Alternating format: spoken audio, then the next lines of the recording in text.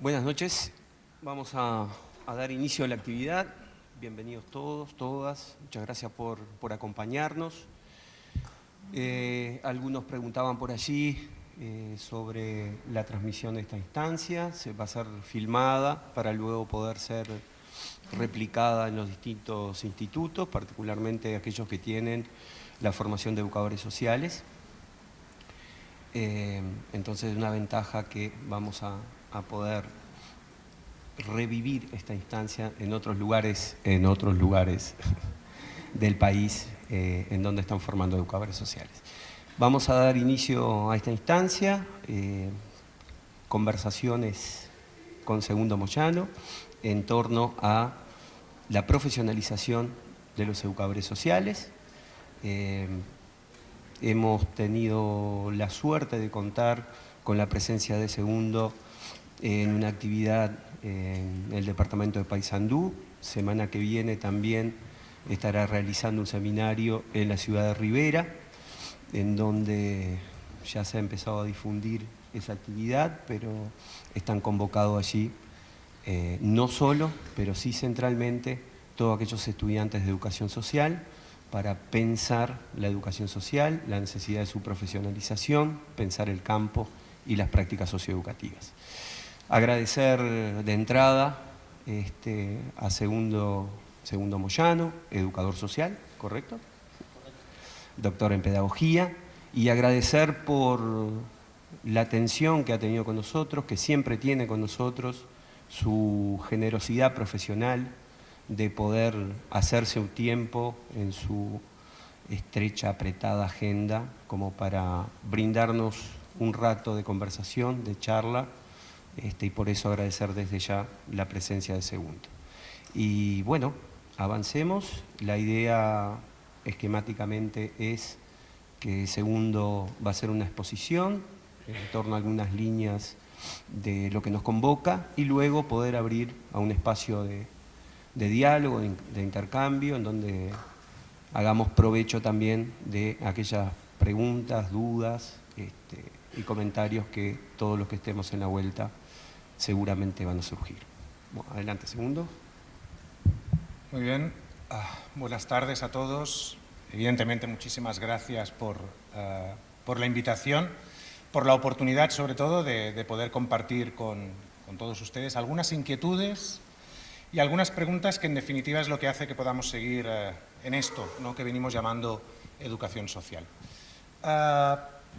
Me voy a permitir robarme a mí unos minutos iniciales para dar cuenta, porque creo que es importante poder dar cuenta de un cierto recorrido que particularmente es uno de los que más me ha motivado sobre todo hoy, a autorizarme a plantear algunas de las cuestiones que voy a plantear. La primera vez que vine a Uruguay fue en noviembre de 2005, con motivo del 16º, creo que era el 16º Congreso Internacional de Educación Social, 12 años casi. Si bien en el 2004, exacto, justo el año anterior, ya había compartido algunas impresiones con profesores de la carrera de Educación Social, entonces, en aquel momento en el CENFORES, profesores como Sandra Leopold, Paula Frit, Alicia Val, Fernando Miranda, son los 4 profesores con los que estuve trabajando entonces en Buenos Aires. Fue una aventura de la promoción precisamente de la educación social, de estos estudios en tierras argentinas, con resultados bastante desiguales. Pero bueno, eso sería también otro tema. Y bien, desde entonces, sea acá o allá, incluso sea a veces por territorios virtuales, se han tramado amistades, se han tramado encuentros, se han tramado desencuentros también, y conexiones sobre todo por más ya de 12 años.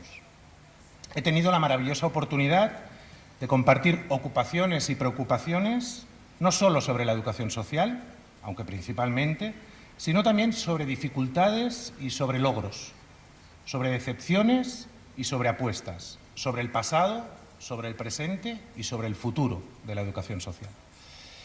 En estas idas y venidas, hoy contaba, viniendo para acá con Óscar, 9 veces, he tenido muchas oportunidades, como decía, de conocer el trabajo de educadores y de educadoras sociales en numerosos proyectos. en instituciones públicas y en instituciones privadas, en lugares nuevos y en lugares habituales, desempeñándose en múltiples ocupaciones, algunas por mí ya conocidas y otras muy novedosas, por lo que sin duda he podido aprender más de lo que algunos pueden pensar. Y he intentado siempre que la mirada, siempre extranjera, no fuera solo una mirada extraña. Es posible que no siempre lo haya conseguido. En estos trayectos, como decía, he asistido a un congreso de educadores sociales como oyente en su momento. He trabajado para un ministerio sobre un estudio acerca de la profesionalización de ocupaciones sociales. He asistido también a otro congreso sobre arte, ilustración y cultura visual que se celebró aquí en Montevideo. He participado con varios equipos de educadores sociales en sesiones duras de trabajo sobre diferentes temáticas, incluso también con supervisores. He mantenido reuniones formales e informales con instituciones, con profesionales de la acción social, con profesores de la carrera de educación social, pero también de otras carreras. He ido a Paysandú, como decía Walter, a ofrecer un seminario, y aún he de ir la semana que viene a Rivera con el Instituto de Bellas Artes y con la carrera de Educación Social. Y lo más importante para mí, hasta he sido testigo de una boda. ¿Por qué digo esto? Eso digo yo, ¿por qué digo esto?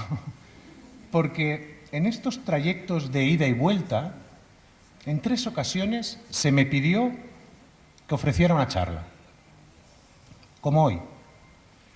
En 2009, en el Encuentro Regional de Educadores Sociales, precisamente sobre educación social y ejercicio profesional. Y eso incluso quedó escrito. En 2014, en este mismo lugar, aquí justamente, sobre la actualidad de la profesionalización de los educadores sociales. Y el 26 de abril de 2017, a las 19 y ya 17 minutos de hoy, una conversación sobre la profesionalización de los educadores sociales. Esto, diría un profesional muy cercano a mí, justamente detrás de mí, con un cierto acento lacaniano a veces, es un síntoma profesional, un síntoma de la profesión, si quieren, pero un síntoma al fin y al cabo. Y como tal, creo que podríamos hoy tomarlo a cargo, al menos tener en cuenta que está ahí. Dotarlo de sentido, si quieren.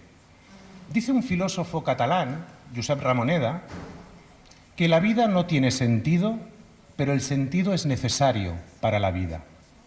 Hay que poder buscar un sentido a la necesidad cotidiana, recurrente, que tenemos desde diferentes lugares de seguir hablando de profesionalización.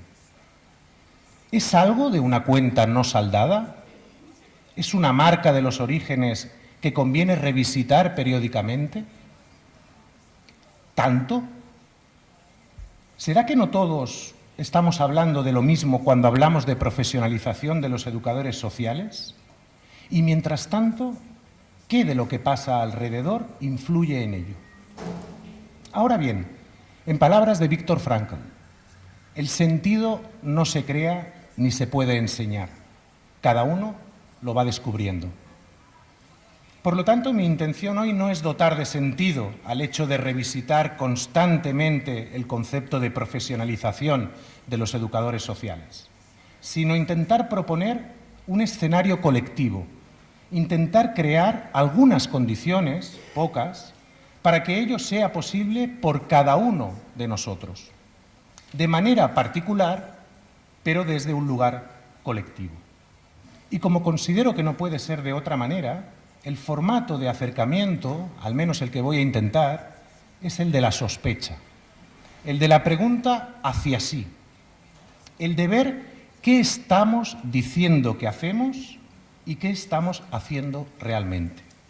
Intentar, si cabe, problematizar la propia posición. Capaz entonces que vamos encontrando algunos elementos que permitan ubicar un cierto tránsito y realinear algunas propuestas para ver si podemos ir avanzando. O a lo mejor es que hay que ir aprendiendo a convivir con el síntoma. Veamos. En primer lugar, la primera pregunta: ¿qué es ser profesional?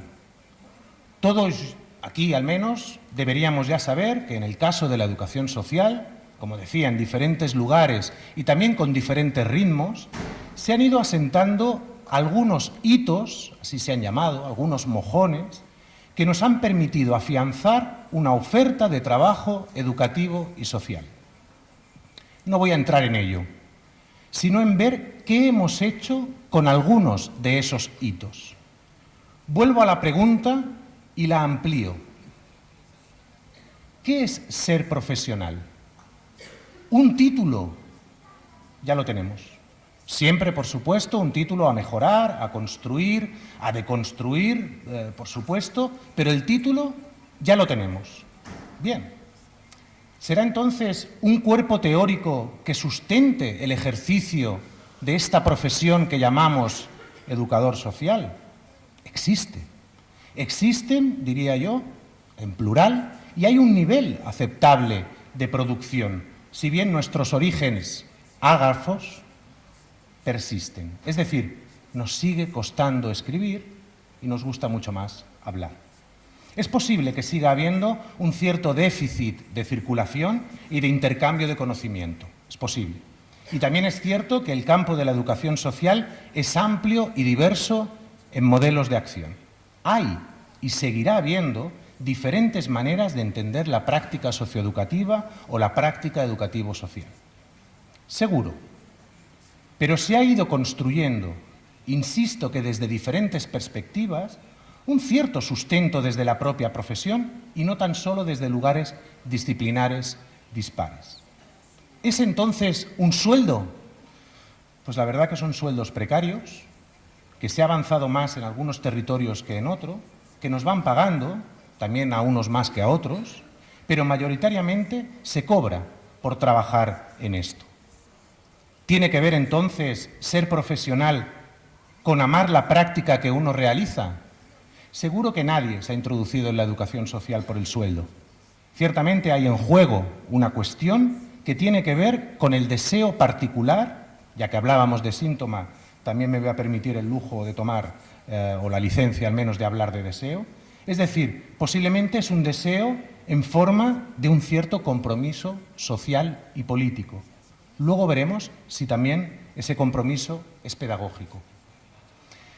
Así que ¿tiene que ver ser profesional con una posición ética respecto a las prácticas de las que somos responsables e incluso valedores? Hemos avanzado en la construcción de un fundamento ético de la profesión, con dificultades y con muchos vacíos, pero ahí está.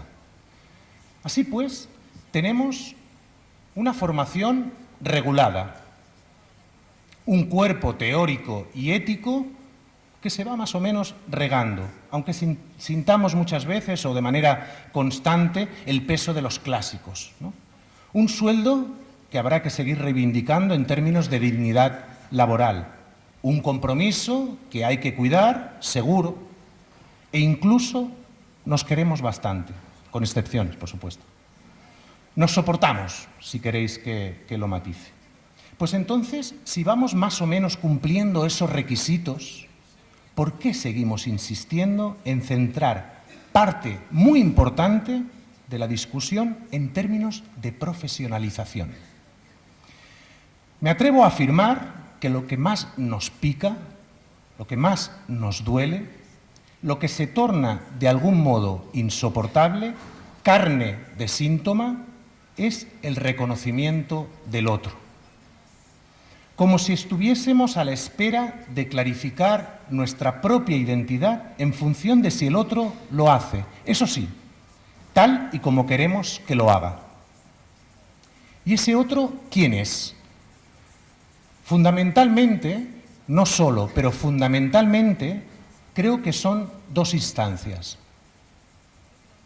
Por un lado, las políticas públicas, el Estado, la Administración, el que nos contrata, como queráis llamarlo. Y por otro lado, y creo que sobre todo, por otras profesiones cercanas, colindantes, con superposiciones, con intereses compartidos o contrapuestos. Y eso parece que nos duele. Y sí, seguramente hay algo de eso, o mucho de eso. Sin embargo, como no puedo estar pidiéndole constante e insistentemente al otro que me quiera, que me tenga en cuenta, que me reconozca, habrá que ir pensando también en el margen de responsabilidad que cae de nuestro lado. En eso tal vez sí tengamos alguna cosa que decir. Así que intentemos pasear por algunos de esos aspectos que nos permitan, si es posible, revisitar algunos territorios conocidos, puros nudos de controversia, sin ánimo nada más que de hacer que emerjan y convertirlos, si acaso, en puntos de apoyo. En el último Congreso de Educadores Sociales en España, se escuchaba en muchas de las ponencias, en bastantes de las intervenciones que hubo, tanto, digamos, de las mesas como del público en general. E incluso acabó siendo vox populi por los pasillos la siguiente afirmación tal cual. Uno nace educador social. Además, hay que aceptar que uno es educador social las 24 horas del día. No puede despojarse ni desprenderse de ello. Como ven, en España parece que ya han solucionado el asunto de la profesionalización. Viene de serie. Naces y te estampan el sello que lo certifica. Solo con enseñarlo se acabó el problema. Sin embargo, en estas afirmaciones hay una cuestión que creo que vale la pena intentar desentrañar mínimamente. El acto de reivindicar que uno nace educador social justifica, en cierto modo, una respuesta, para mí, digamos, es una opinión particular, para mí no la más acertada, pero al fin y al cabo una respuesta a una pregunta que aquellos que no creemos que uno nace educador social, también deberíamos hacernos. ¿Dónde hemos aparcado la consideración de oficio en el proceso de profesionalización de los educadores sociales? Recuperar esta cuestión se la debo a Gabriela, no sé si está Gabriela, una profesora de la carrera de Educación Social, creo que es Gabriela Gómez, ¿puede ser? Pérez, Gómez, Pérez, los españoles. Ella el otro día también lo puso en la discusión que se establecía en torno a la relación teoría-práctica en la formación de educadores sociales. Hay que seguir preguntándose sobre ello. La consideración de oficio se ha vinculado, creo que equivocadamente, a la de una simple ocupación laboral. Y en el origen de los procesos de profesionalización, la idea de ocupación laboral, se introdujo como una especie de paso previo a ser considerado un profesional. Es decir, que el logro es haber conseguido pasar de ser una ocupación laboral a ser un profesional. Y posiblemente eso hace mucho daño. El oficio hace mucho hincapié en el saber, sobre todo en saber muy bien lo que uno se está llevando entre manos. Y este aspecto, que debería poder incorporarse a la consideración de lo profesional, creo que se nos ha caído de las alforjas. Y de ahí ese pensamiento habitual de que todo el mundo puede hacer las tareas del educador social. Sigamos.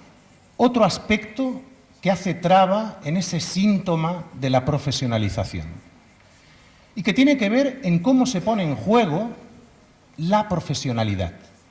Es decir, pienso que los educadores sociales, posiblemente por ser huerfanitos de reconocimiento social, establecemos una curiosa manera de poner en juego esa profesionalidad. Me refiero a que hemos sido propensos, a que hemos optado a ubicar la profesionalidad como demanda, olvidando que eso es posible en cuanto seamos capaces de ubicar la profesionalidad como oferta.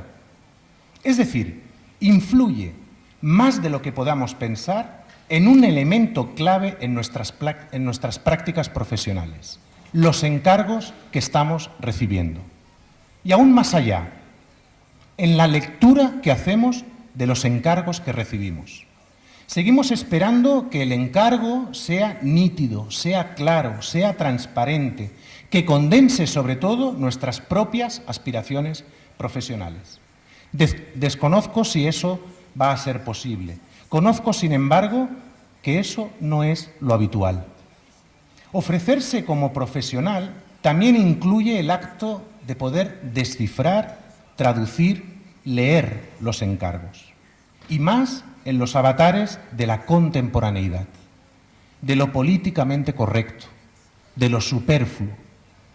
Porque leer los encargos supone también leer la contemporaneidad, esa que Agamben define como algo que nos concierne y que a la vez no para constantemente de interpelarnos. Por lo tanto, ser contemporáneo equivale, y según Agamben, a neutralizar la luz que proviene de la época para descubrir también su tiniebla. No sé si estaremos leyendo la contemporaneidad, pero los encargos me cuesta cada vez más creerlo.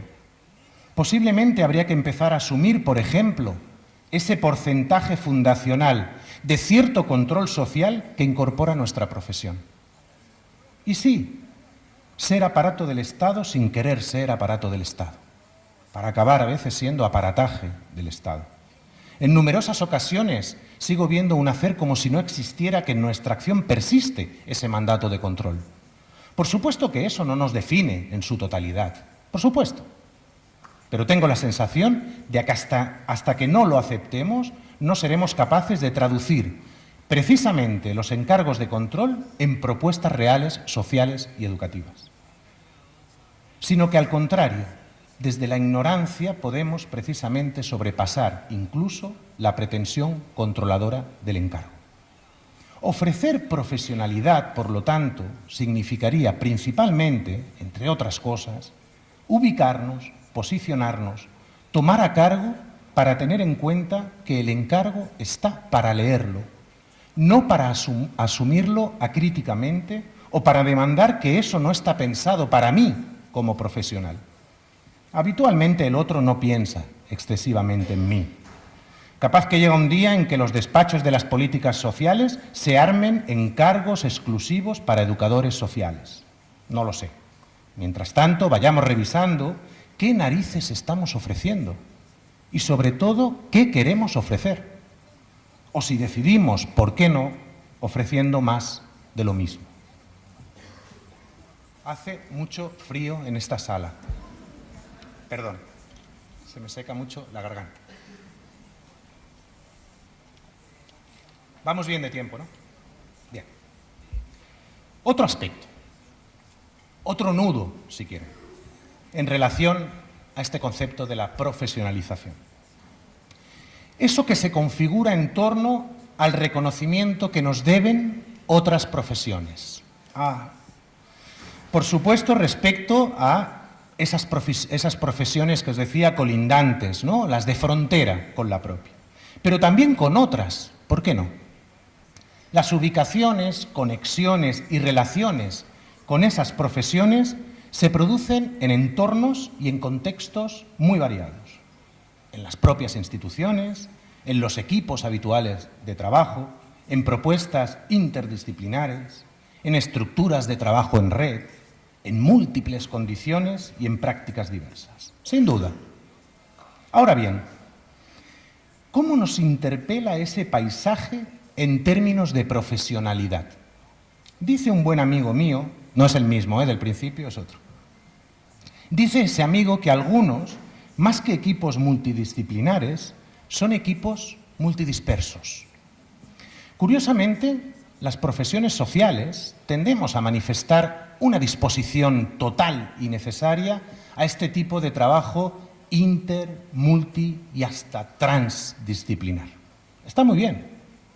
No obstante, y paradójicamente, es ese escenario en el que de manera más voraz campa a sus anchas el sálvese quien pueda. Nos apegamos constantemente al campo disciplinar particular que nos acoge, por muy abierto y polidisciplinar que pueda mostrarse. Y sin duda no es fácil despojarse de eso completamente. Y posiblemente no creo que uno deba hacerlo. Por eso he mencionado explícitamente la palabra completamente. Pero ¿es posible una cierta destitución cuando se nos llena la boca de lo interdisciplinar, lo multidisciplinar, lo transdisciplinar? Y más cuando los efectos de esas luchas de poder, porque eso es, recaen de manera cruel y contundente en el tan reclamado y utilizado sujeto de derecho. E incluso, a veces, lo hacemos en su propio nombre. Insisto, no se trata de reclamar ni de demandar esa posición destituida en el otro, sino de ofrecerla como posicionamiento ético de lo que venimos llamando profesión. Y considero honestamente que eso no va en contra del proceso de profesionalización ni del reconocimiento específico de la práctica del educador social, sino que bien al contrario nos posiciona frente a la recuperación del oficio, del trabajo artesano que implica lo poliédrico de las situaciones personales, sociales y educativas. Por lo que se requiere una mirada profesional, sí, pero no una mirada en la profesión, sino una mirada desde la profesión. Y no es un juego de palabras, aunque lo pueda parecer. Es una posición real de ejercicio de consideración hacia lo que es nuestra práctica y el eje de nuestro trabajo. Y en esa práctica, en ese trabajo, faltan recursos, faltan medios, hay condiciones pésimas. El otro no acepta que yo esté allá, no entiende a veces qué vengo a hacer. Y sí, es así. Pero ¿y entonces? Ahí debería aparecer algo que no estamos trabajando.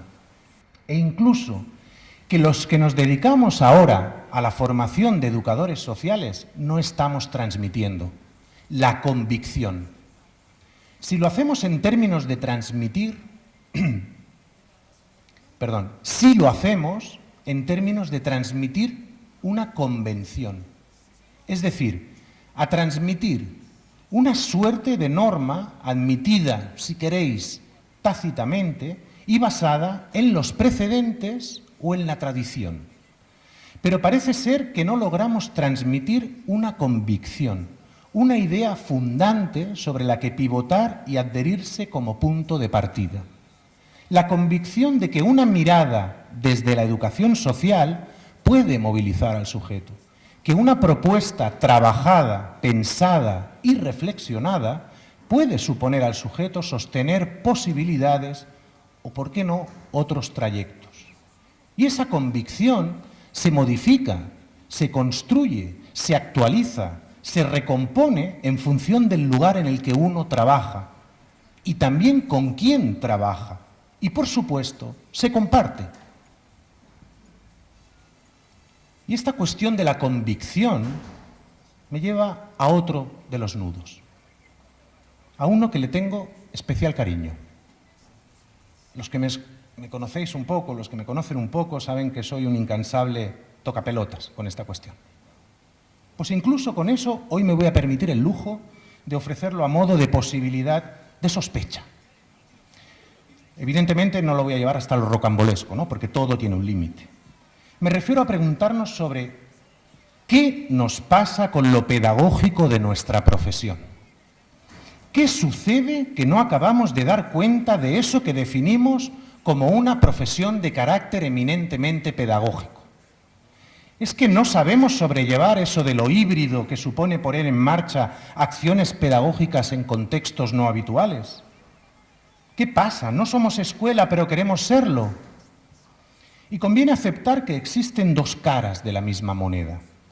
Desde el abuso de la convención, insisto, de la convención, no de la convicción, de esa convención habitual que encontramos muchas veces en los manuales y que todos hemos dicho, y yo el primero o el segundo, agente de transmisión de recursos educativos y culturales, y que abusamos de ella de una manera brutal.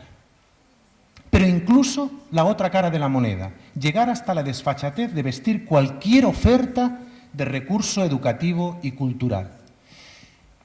Y en esto no estoy intentando o no me refiero a potenciar una cierta política de grises y un poco de esto y un poco de aquello, sino más bien a aceptar lo híbrido de nuestra profesión, a ubicar qué es susceptible de ser considerado pedagógicamente y qué responde a acciones de sostenimiento, de sujeción, de emergencia, de soporte, de cuidado. A no tener vergüenza a decir que hay algo de nuestro trabajo que no es educativo.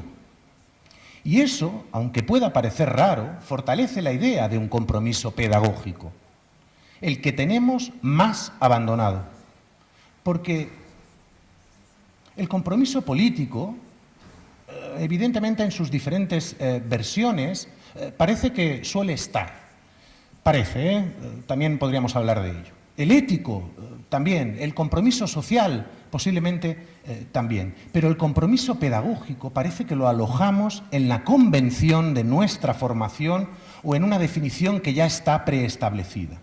Y el compromiso, sea cual sea, tenga el adjetivo que tenga, o se renueva o perece. O peor aún, se diluye en discursos que desgraciadamente son muy potentes y están constantemente actualizados, como lo pseudoemocional, lo paranormal o la neuroposibilidad, es igual. Hay un gran valor en la oferta profesional del cuidado, pero no en la del cuidado a toda costa, porque eso supone poner la semilla para aceptar, de nuevo de manera acrítica, que lo urgente ahora parece que es cuidar al cuidador, es decir, volver a correr el riesgo de mirarnos el ombligo y cuidarnos para dejar de cuidar. Capaz que somos habilidosos y sabemos llevar las dos propuestas a buen término. Pero hoy, en la lógica de la sospecha, permitidme que aún tenga algunas dudas.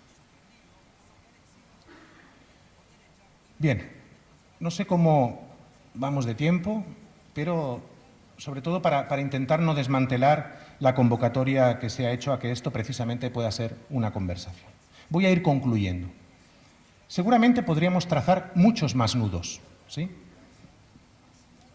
Por hoy, al menos de momento, me parecen suficientes, al menos para dibujar un panorama que, quiero dejar muy claro, no es el de la catástrofe. Si lo leemos desde ahí, en realidad volvemos a justificar el lloro desconsolado por ser reconocidos. Es más bien un ejercicio muscular de reactivación y como tal se basa en dislocar, aunque sea solo un poco, la tradicional ubicación de la profesionalidad para recuperarla en una dimensión, si quieren, diferente. Una tradicional ubicación de la profesionalidad que se ha venido situando alrededor de la reivindicación y de la militancia. Dos palabras con grandes connotaciones históricas y políticas, con recorridos en los que posiblemente nos sentimos muchos de nosotros reconocidos y concernidos. Pero conviene, en estos momentos, proceder también a dislocarlas, a riesgo incluso de que se pueda considerar reaccionario. Y fíjense que utilizo el verbo dislocar y no matar, en sentido evidentemente figurativo, ¿eh? No soy partidario de eliminar ni de apartar, en este caso, ni la reivindicación ni la militancia, aunque a mí todo lo que empieza por mili me pone un poco alerta, como por ejemplo milímetro. Como decía, no es un ejercicio de borramiento, sino muscular, de reactivación, de movilizar sentido. Y ahí puede cobrar relevancia adecuar esa reivindicación y esa militancia. Es decir, ubicar la problematización del territorio conocido. Construir otras redes de sentido para, sobre todo, situar al menos dos aspectos en torno a la profesionalización eterna de los educadores y las educadoras sociales. Un primer aspecto. Veamos si somos capaces de reactivar un cierto deseo de saber, ya que eso nos puede posibilitar sobrepasar la convención acerca de lo que queremos que se considere esa construcción de ser un profesional, para así poder alejarse de lo que aparece ahí en el horizonte, la conversión en una profesión de la gestión, o en convertir los procesos inherentes y constantes de profesionalización en tan solo una gestión de la educación social. Por lo que se viene a reivindicar desde la interna, es decir, profundizar en el propio conocimiento del oficio para percutir en el reconocimiento social de la profesión.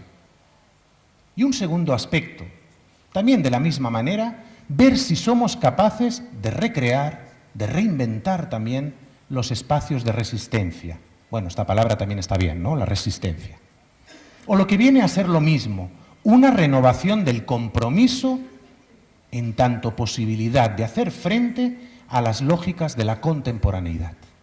Lugares híbridos entre los espacios tradicionales de formación y también los educadores en activo, entre los llamados productores de teoría y los llamados productores de práctica, entre profesionales de la educación social y de otras profesiones, por fuera de las instituciones, lugares donde se pongan en juego las controversias y las tensiones habituales de las prácticas de la educación social, donde se sometan a reflexión compartida la masiva utilización acrítica de palabras loro, que de tanto repetirlas han perdido su sentido.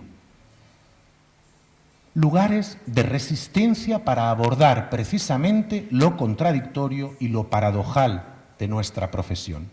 Un nuevo aire fresco al oficio, a la pedagogía, a los códigos de lectura contemporánea y a la convicción de hacer educación social.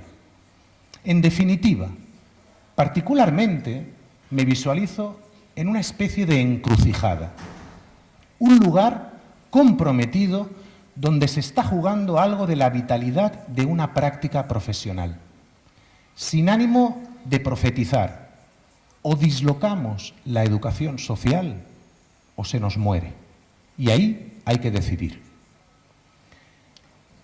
No acabo aquí, porque si no parece un epitafio, sino que acabo con una confesión.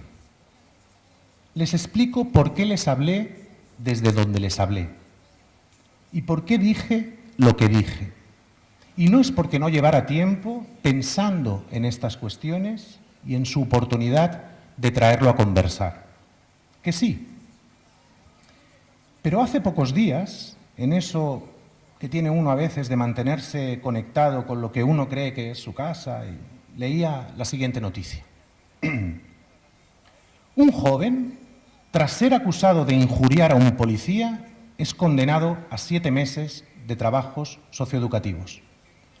Inmediatamente, de manera inconsciente, pensé, condenado 7 meses a ser educador social. Como les he dicho al principio, hago bastante caso a mi amigo de atrás. Muchas gracias.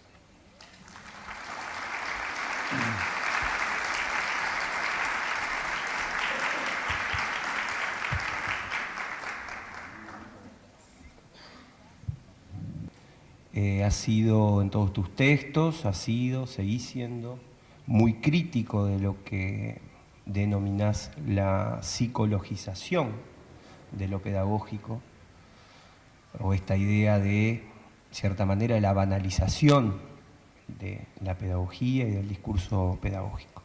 Sin embargo, también tus textos aparecen y tu exposición hoy arranca cargada de elementos desde la psicología. Me quedo pensando inclusive ese amigo de atrás, hasta dónde no es el inconsciente que anda caminando por esos lugares. Y particularmente tocaste un punto que a mí me interesaba preguntar al respecto, en esto de lo contemporáneo, ¿no?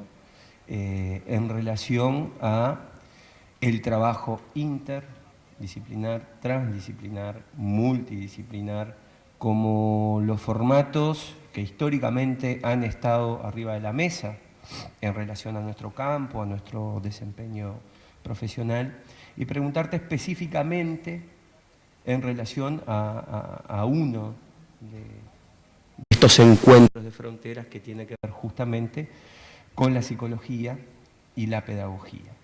Es decir, si nos podés comentar algo en relación a ese encuentro, claro, anclado de esta perspectiva del ser educador, de la tarea educativo-social, pero me parece que hay algo que nos sigue haciendo ruido como educadores sociales, en la formación de educadores sociales, en este diálogo, ¿no? Si es posible un diálogo entre dos imposibles, como lo son educar y psicoanalizar. Tiro esto para ir conversando y luego recogemos preguntas. Soy breve y así, digamos, puede circular también otras palabras. Sobre estas dos cuestiones, rotundamente sí, se puede trabajar de manera conjunta, rotundamente sí. Es decir, una cosa es dar cuenta de ciertas prácticas en las que está muy presente ese intento de psicologización de la pedagogía, ¿no? O de lo pedagógico, y a la inversa también, cierta pedagogización de aquello que tiene que ver con lo subjetivo, por supuesto, ¿no? Sino a partir de la base de que sí es posible la conexión y que sí es posible la conversación entre diferentes disciplinas. Evidentemente, manteniendo la particularidad de cada una de esas prácticas, yo creo que es muy posible y, de hecho, hay, digamos, muchísimos ejemplos de lugares en los que eso precisamente se produce, y además con efectos muy interesantes en esas prácticas. Por lo tanto, yo diferenciaría siempre, y creo que lo he intentado, no sé si lo he conseguido, creo que hay que poder diferenciar eso que al final decía, como de esos territorios comunes, esas palabras, esos conceptos que utilizamos de manera a veces excesivamente acrítica, como puede ser el trabajo interdisciplinar.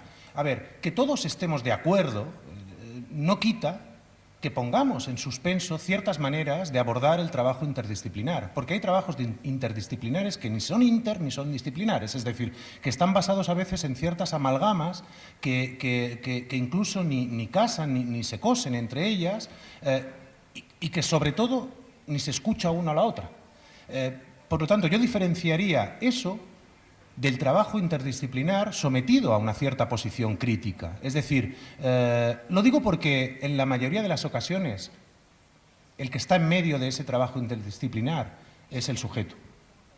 Y entonces todo alrededor está en función, a veces desde la defensa del propio campo disciplinar, a veces desde esa amalgama que decía, y buscando como un acuerdo total, ¿no? Y un consenso. No sé si esa es la metodología más adecuada. O ver si somos capaces en algún punto de destituirnos de algo de nuestra posición profesional para ver si podemos construir algo en común. Y para eso, evidentemente, insisto en lo que venía diciendo, hay que procurar destituirse uno, no demandar constantemente que el que se destituya sea el otro, sino ver si somos capaces. Y cuando digo, insisto, destituirse, no es dejar de ser un educador social o de hacer de educador social o negarse a eso, no, sino ver si uno puede separarse mínimamente de esos preceptos que parece que a veces nos encorsetan, ¿no? Lo digo porque ahí sí que es capaz, que es posible una conversación y que en definitiva al final, digamos, estamos trabajando con alguien, ¿no? Y los efectos de nuestro trabajo repercuten directamente en ese alguien.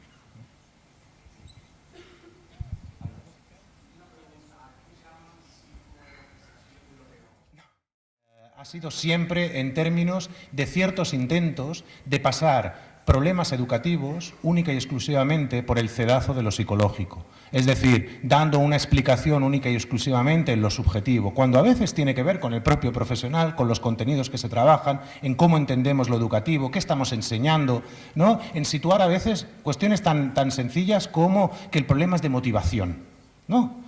Cuando a veces nos encontramos una clase, un aula, un lugar, es igual, un centro de ocio, un lugar de atención social, de centro de servicios sociales, de protección a la infancia, en el que está descuidado absolutamente eso, y es muy fácil dar la explicación en lo subjetivo del otro. Y no digo que eso no suceda ni pase, pero creo que no es la única mirada, sino que hay una cuestión también de construcción, decía, un poco poliédrica, en la que uno puede hacer valer ciertas cuestiones pensando sobre todo también en el peligro de, como decía antes, pedagogizar todo. ¿no? En ese sentido. Posiblemente porque en el tiempo en el que vivimos, no sé si ahora lo cambiaría y diría que en vez de la psicologización, digamos, de lo pedagógico, hablaría de la psiquiatrización de lo pedagógico, ¿no? Por una cuestión de actualidad. Tiene que ver también con el peso de los campos de lucha de poder de los discursos profesionales. Es decir, ¿qué peso tiene lo psiquiátrico, lo médico en lo actual, por ejemplo, a la hora de abordar el TDAH, ¿no? Por ejemplo, ¿qué peso tiene eso, ¿no? O qué peso tiene que haya dificultades de trabajo con diferentes sectores de la población. A veces, digamos, pasa por asumir un único discurso. Simplemente me refería a eso. E insisto, yo trabajo en un grupo de investigación de psicoanálisis y pedagogía durante hace ya 15 años, en el que es posible conversar y tratar temas que van desde la lectura hasta la escritura, hasta el trabajo con bebés, hasta multitud de cosas. Y siempre con la especificación, la particularidad de cada discurso, pero con el interés en construir algo diferente, desde diferentes lugares, pero algo diferente. Porque si no, al final son trincheras. Y sabemos lo que pasa en la guerra de trincheras. Muere mucha gente, mucha gente.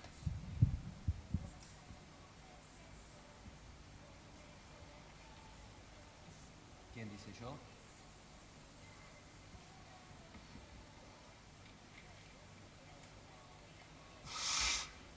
Argimón. No sé si me sale bien, porque lo pienso mejor de lo que lo digo. Pensando en lo que decías de preguntarse por qué centramos recurrentemente el discurso en términos de profesionalidad que a veces pensamos la acción de los trabajadores sociales, en esa discusión creo que se nos pierde como también recurrentemente el poder definir o centrar lo pedagógico de solución educativa. Por esos dos puntos, poder, si puede ser como avanzar un poco más dentro de la oferta, el ofrecer profesionalidad, ¿qué tanto? Es decir, el hecho de que, tratando de mirar a nosotros, nos cueste tanto centrar lo pedagógico, ¿hacia qué tipo de oferta se puede recurrir? O bueno, asumiendo que, bueno, no vamos a mirar un poquito al espejo, nosotros nos damos para adelante, no hace nadie, no perder de vista que sacamos lo pedagógico de la acción. Es decir, perdón, volviendo a centrar lo pedagógico, más allá de las dificultades, esa oferta de profesionalidad puede ir en un sentido de poder descubrir el sentido y de construcción de un campo profesional, no a partir de lo que describen los otros, de lo que hacemos nosotros, no, más allá de lo que hacemos nosotros, poder ir construyendo nuestro propio campo profesional, definamos bien lo que hacemos, centremos lo educativo en esto. Sí, no, totalmente de acuerdo y insisto, si no lo he transmitido así es porque no lo he transmitido bien y bueno, como tenemos la posibilidad de matizarlo, yo en ningún momento me voy a alejar de pensar que es una profesión con un carácter eminentemente pedagógico. Además, lo he dicho al principio, en esto soy muy tocapelotas, es decir, siempre he defendido esa posición.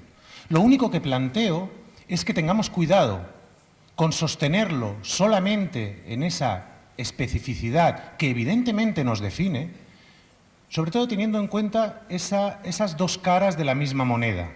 Es decir, no podemos basar única y exclusivamente la oferta pedagógica como el sustento único de nuestra profesión, porque por definición hay algo de lo híbrido en eso. Es decir, hay algo de lo que en realidad cuando estamos en las prácticas, es decir, porque si transmitimos eso a los estudiantes de educación social, cuando llegan a las instituciones, están como locos buscando lo pedagógico y no encuentran nada. No podemos desarmarlos así, no podemos mandarlos a la guerra sin munición. O como decía Freud, no podemos mandarlo a una expedición al Ártico en bañador y en toalla. ¿No? Hay que poder plantearles que eso de lo pedagógico hay que inventarlo, hay que ponerlo a trabajar, que es verdad, nos acompaña en nuestra formación y así tiene que ser, por supuesto, pero cuidado, si uno se presenta única y exclusivamente así, tiene dificultades para después precisamente ubicar lo educativo. Porque, insisto, estamos muy relacionados con los encargos que recibimos y los encargos no son educativos. Para los educadores sociales no lo son. eminentemente, estoy hablando muy en general, si quieren. Pero el encargo no es educativo, es otra cosa. En aquella plaza hay adolescentes que fuman porros y beben cervezas. Educador social, vaya usted a hacer algo. Claro.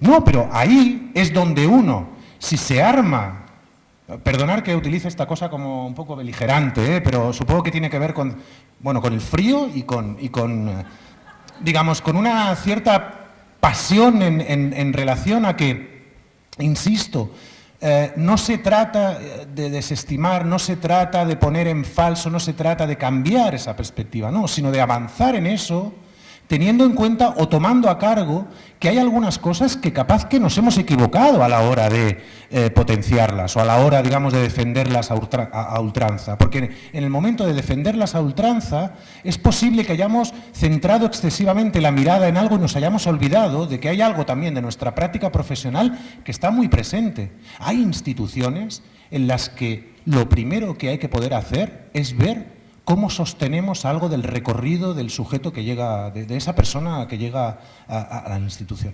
Y hay algo de eso, para poder luego, digamos, poner en marcha esas acciones educativas. Pero primero hay que poder también sostener algo a veces de un recorrido de personas que vienen, que han sido dejadas caer constantemente en decenas de otras instituciones, programas, proyectos, lo que queráis, familia, escuela, todo.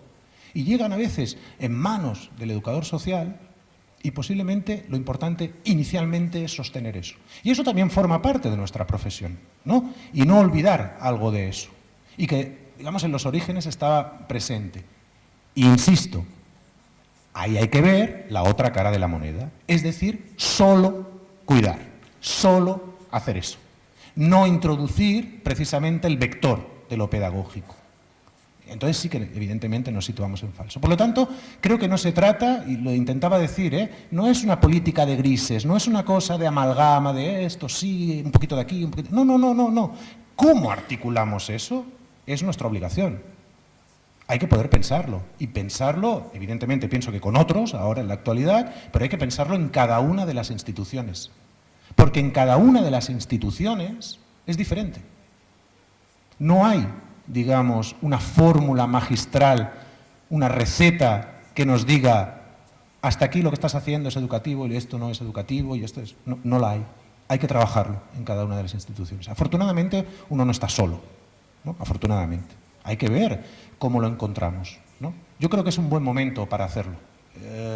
Insisto, y con un pequeño matiz. Lo que pongo en suspenso no es tanto la profesionalidad como la profesionalización. Es diferente.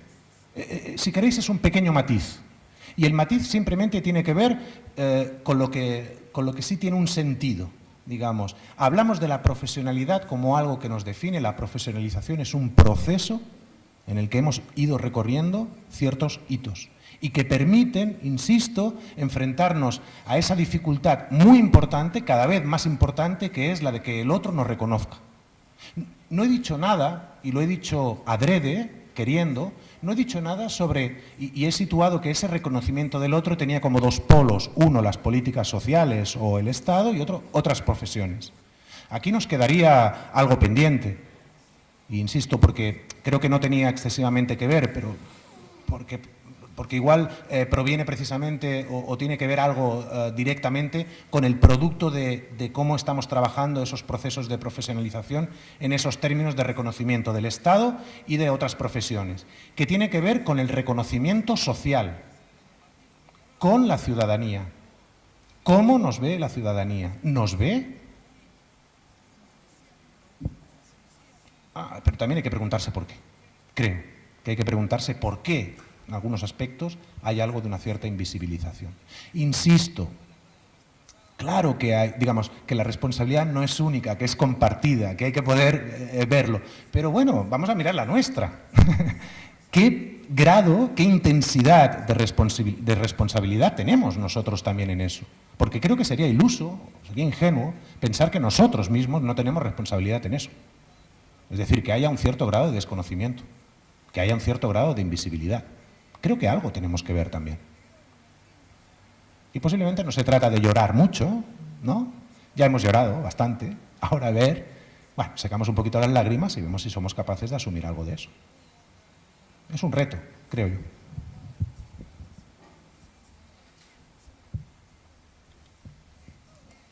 ¿Alguna pregunta más? Invito a aquellos que quieran que puedan escribir la pregunta y me la hacen llegar. Lo podemos leer desde aquí también. Por allí hay una pregunta. Yo voy a repetir o tratar de reproducir lo que ustedes pregunten para que quede grabado, porque si no después se escucha solo la respuesta.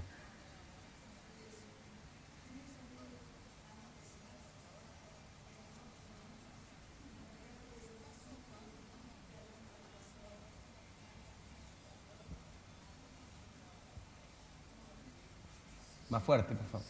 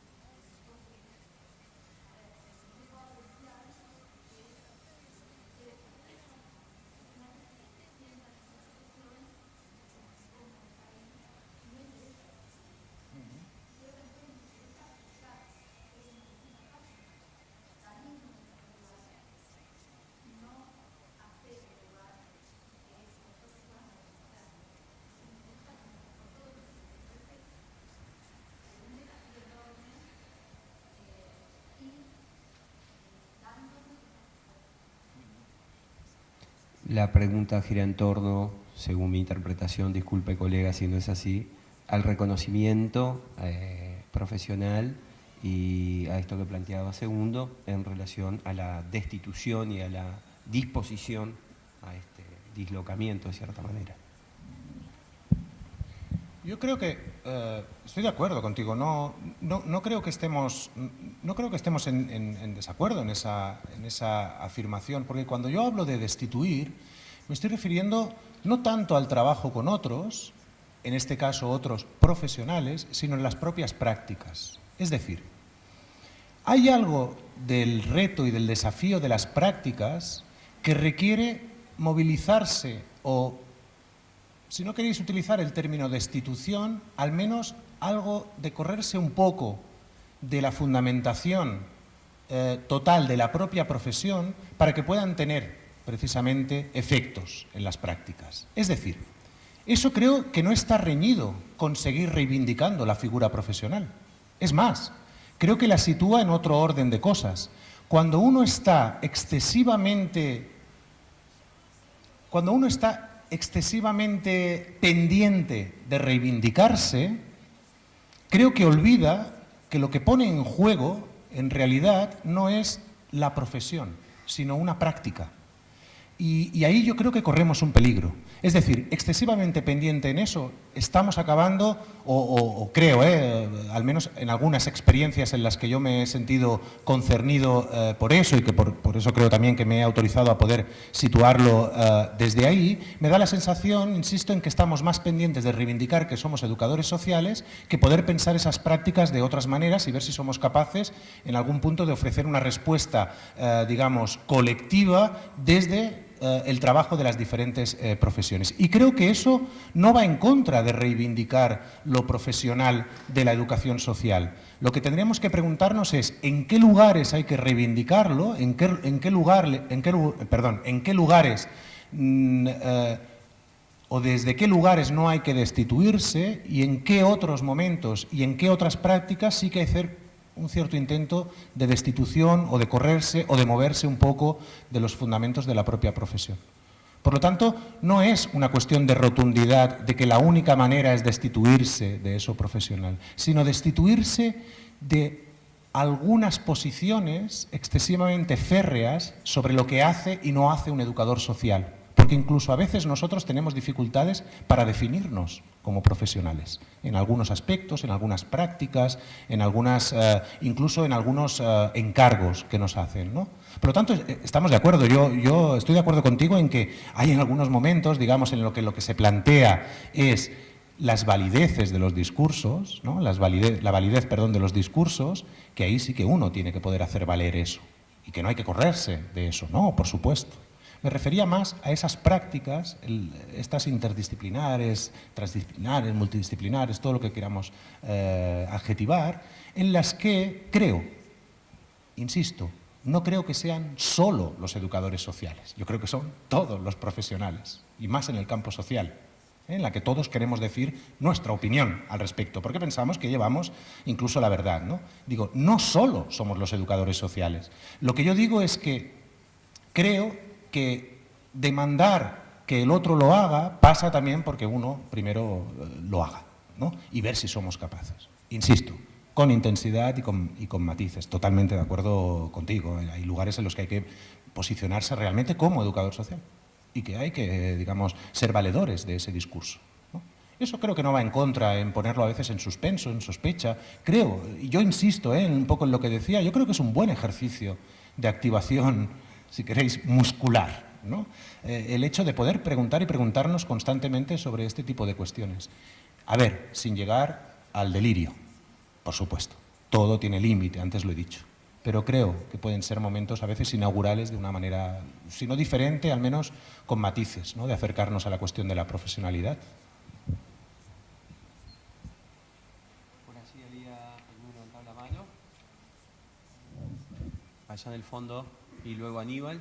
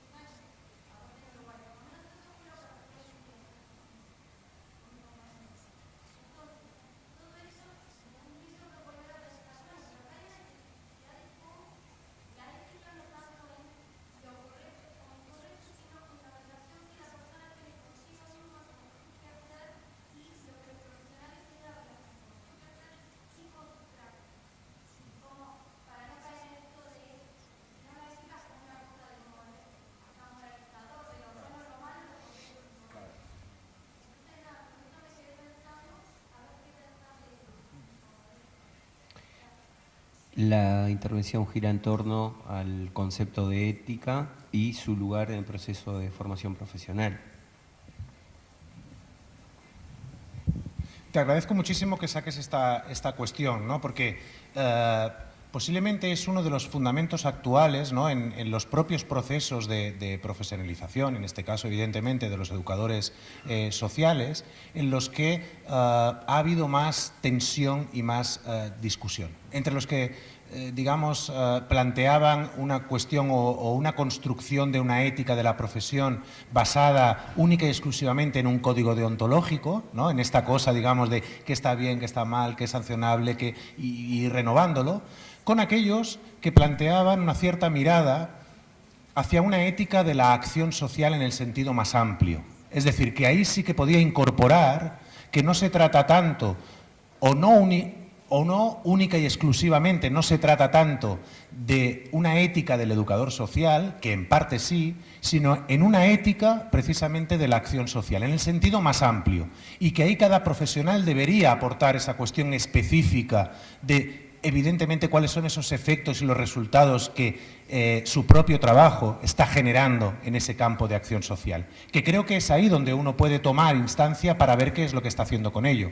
Por eso yo traía un poco que es importante, desde el punto de vista ético, pensar que qué es lo que está produciendo lo que nosotros estamos haciendo, porque eso creo que nos da muchas posibilidades de repensar nuestro posicionamiento ético en esas prácticas. Es decir, intentar romper esa idea previa de que aquello que nosotros traemos ya es bueno por naturaleza. Pero eso está produciendo unos efectos. Por ejemplo, ¿qué lugar damos a la palabra del sujeto, en este caso, a veces, atendido? ¿Qué lugar estamos dando desde nuestra propia profesión? Si eso tiene una cierta implicación en cómo vamos construyendo también una ética del cuidado o una ética de la atención social o una ética de la atención socioeducativa. Ahí es donde creo que tenemos que empezar también a recomponer algo de ese posicionamiento ético que creo que cada vez está más escorado hacia simplemente escudarnos en el código deontológico, es decir, en cumplir la ley, y ya está, ¿no?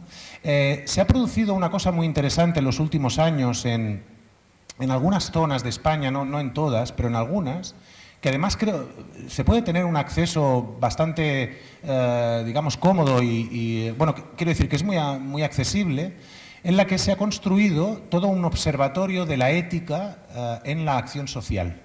Y es interesante ver cómo lo que está produciendo es un trabajo de análisis de casos, es decir, de casos reales de las prácticas, en los que lo que se intenta incorporar es una cierta articulación entre la atención social, entre la atención educativa y entre la mirada ética en relación al trabajo que realizamos. Y creo que de ahí podemos empezar a adquirir una cierta experiencia para ver si nos podemos alejar de posicionamientos éticos que única y exclusivamente estén basados en el código deontológico o en los códigos deontológicos de la profesión, porque vuelve a ser como una cuestión de una cierta coraza gremial, es decir, como para guardarme de los efectos adversos de mi práctica. ¿Me explico? Es decir, ahí hay una cuestión, como tú muy bien decías, muy controvertida, ¿no? Y sobre todo en cómo construimos discurso. En relación a lo que decías de las prácticas, creo que hay una cuestión interesante, posiblemente a seguir trabajando o a discutir en cómo la transmisión de esos espacios de prácticas dentro de la propia formación repercuten o no en el proceso de profesionalización. Es decir, si eso acaba a veces enquistando ciertas maneras, ¿no? O reproducir a veces el discurso aprendido en la formación, por ejemplo, o cómo desde las instancias formativas se asume una cierta mirada crítica, y cuando digo una mirada crítica me refiero a una mirada más allá de la superficie, ¿no? De lo que está pasando en las prácticas, ¿no? Y que esa mirada crítica evidentemente pasa por una buena formación, evidentemente, de los estudiantes, ¿no? Pero también por la posibilidad de que, en este caso, el cuerpo docente pueda también asumir que aquello que uno puede transmitir luego en las prácticas cobra otras formas y que está bien que en la suerte de retorno haya algo de una cierta construcción conjunta. ¿Me explico un poco en eso? Un poco creo que ibas por ahí, ¿no? O al menos el matiz que he entendido.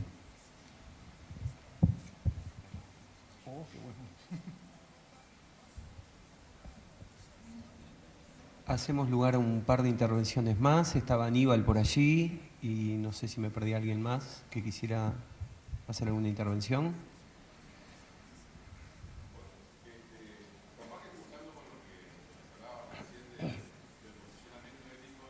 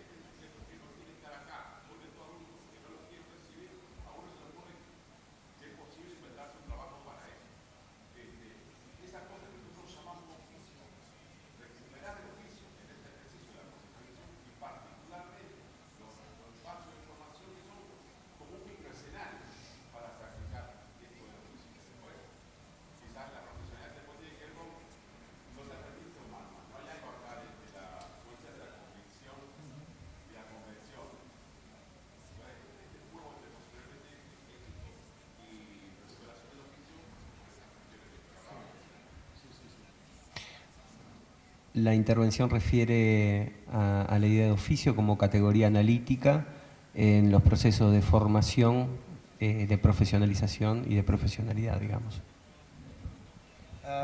Dos cuestiones al respecto. Venimos de una tradición en la que habitualmente ha habido un cierto alineamiento en poner oficio y profesión en una cuestión de contrarios, ¿sí? Insisto, a veces se hizo en su momento para reivindicar cierto lugar, ¿sí? Está bien, pero de la misma manera hay que poder tener en cuenta que cuando hablamos de oficio y de profesión no estamos hablando de contrarios, ¿no? Y cuando lo elevamos a una cierta categoría de análisis, lo interesante creo que es no recuperar la idea de oficio para perder la de profesión, sino cómo sumamos, cómo recuperamos, porque creo que en algún punto es un ejercicio a veces de recuperación, que creo que en algunas instancias se ha perdido en nombre de la profesión. Es decir, somos profesión por encima de todo, ¿no? Y el oficio como que caía del lado de lo manual, digamos de aquello de lo artesanal y por lo tanto de lo banal, de lo vulgar, y la profesión, digamos, te colocaba en un lugar social diferente. Es decir, cuando hablamos de profesión hablamos de médicos, abogados y tal, cuando hablamos de oficio hablamos del carpintero, del albañil, ¿sí? Bien, aclarado un poco eso, ese matiz, es decir, no se trata de recuperar el oficio para cargarse a la profesión, sino cómo recuperamos ese tipo de cuestiones que hacen oficio, que para mí, sobre todo, se fundamentan en dos cuestiones. Una, en la relación que del lado del oficio creo que es muy evidente, que es la particular relación de pasión y deseo por lo que uno hace. O sea, uno solamente tiene que ver un carpintero. ¿No? Con la madera, ¿no? No hacer ahora una comparación, ¿eh? El educador social ahora segundo nos está diciendo que el sujeto es un cacho de madera. No, no es eso. Es decir, hablo de la pasión, del deseo, de en algún punto cómo activarlo. Y el deseo no es solo, qué bueno, soy educador social, ¿no? Y cómo me gusta mi profesión, ¿no? Cómo quiero mi profesión.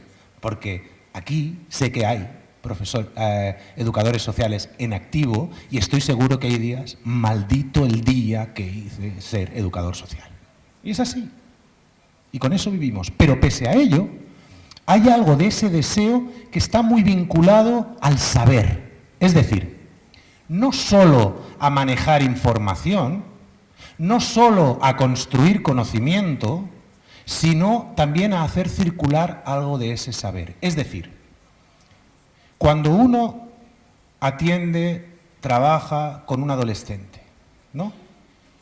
El trabajo del educador social será atender y pensar en relación a eso y ver cómo en algún punto puede ofrecer alguna cuestión que permita a ese adolescente recorrer otras posibilidades o cómo tomar a cargo una cierta situación y ver si se puede, y capaz que incluso con él, elaborar ciertas posibilidades, ciertas respuestas, y bueno, uno acoge esa situación.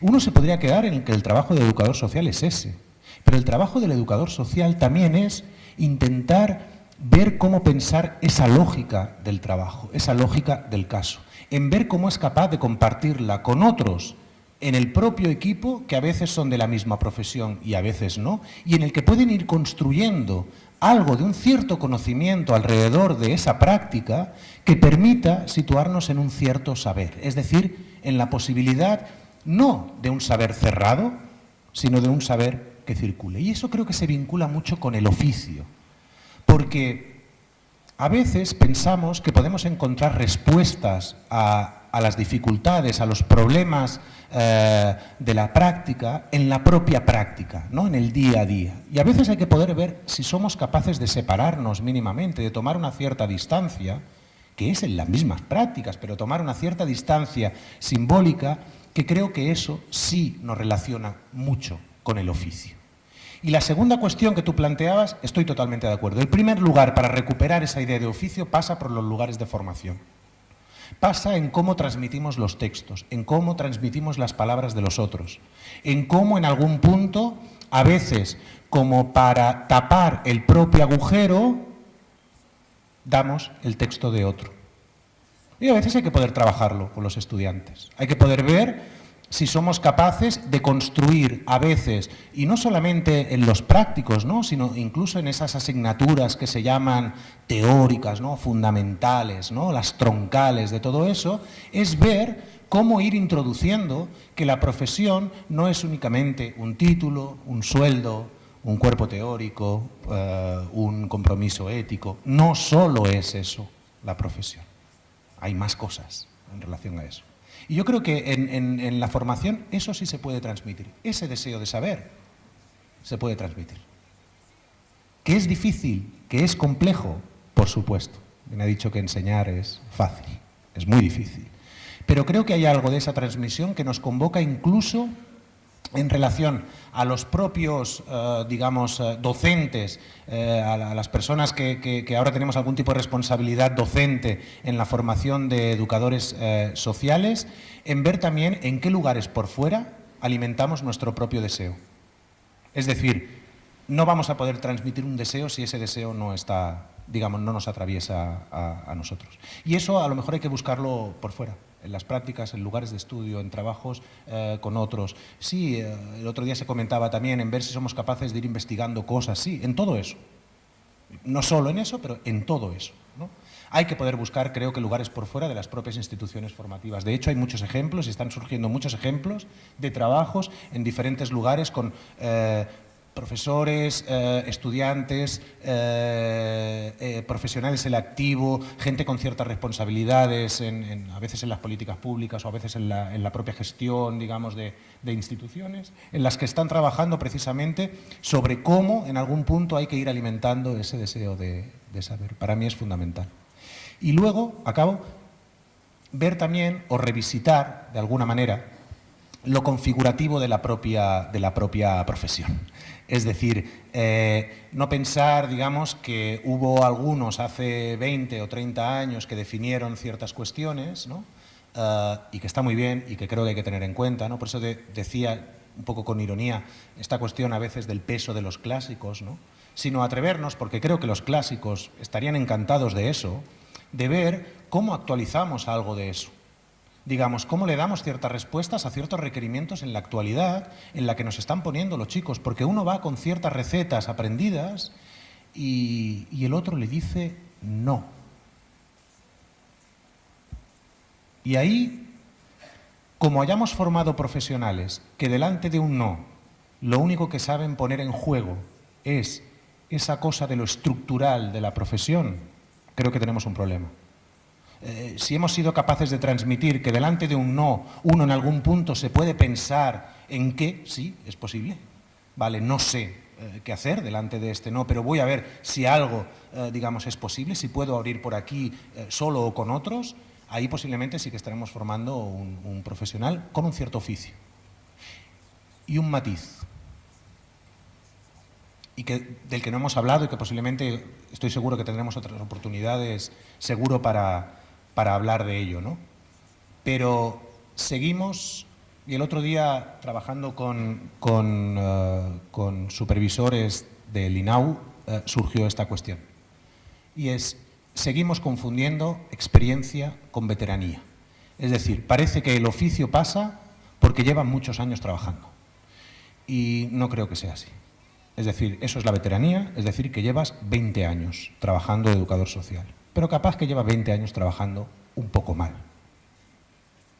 Es decir, que el oficio no pasa por la experiencia entendida como veteranía, sino si somos capaces de poder ver, un poco a modo de lo que Jorge La Rosa, seguramente ya habéis leído, ya habéis trabajado y vuestros profesores os van a machacar con eso, habla de la experiencia, ¿no? De esta cuestión de que hay algo que atraviesa la propia práctica de lo que uno toma a cargo, y que eso es una posibilidad, en algún punto, de construir otra cosa.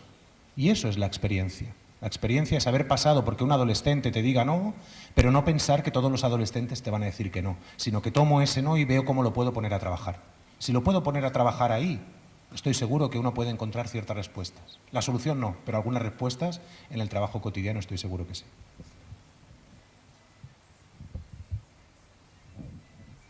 Bueno, antes que Segundo entre en un shock hipotérmico, damos la última chance si hay alguna pregunta.